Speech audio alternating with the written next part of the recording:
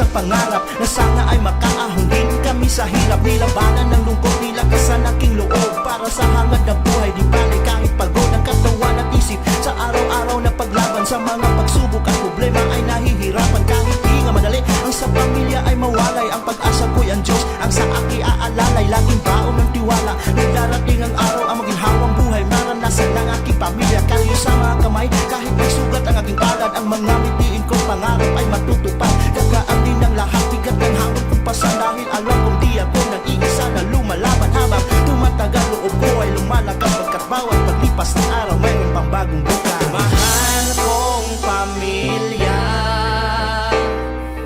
ito'y para sa inyo. Magtiis man ang hirap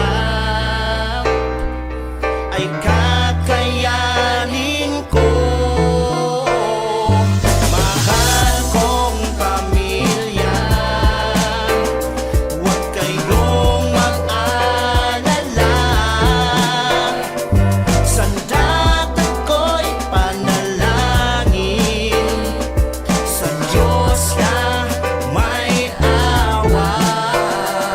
Sa paglipas ng ilang taon, patuloy na lumaban. Tanggap ko ng sarili ang siyang tunay kong kalaban. Ngunit di pwedeng hayaang matalo ng emosyon. Ang pusong tila pa mo naging tila baliyon. Para sa pagmamahal, pangarap at inspirasyon, sakripisyo ay niyakap at naging dedikasyon. Kaya naman bawat pawis at luha, pumapatak isang bagay ng palagi ang gusto kong matiyak. Mabigyan ko ng maayos na buhay ang aking pamilya, at balang araw ay muli silang makakasama. Babawi sa mga panahon kahit tagal na layo, mayakap masilayan ang mga mata nilang mapupungay. Ito'y pagsubok lamang na kailangan lampasan. Ang puso at isipan ko ay dapat tatagan, pagkat kasama ko ang Diyos na pagnubay ko't gabay hanggang sa aking pagbabalik ay uwi ang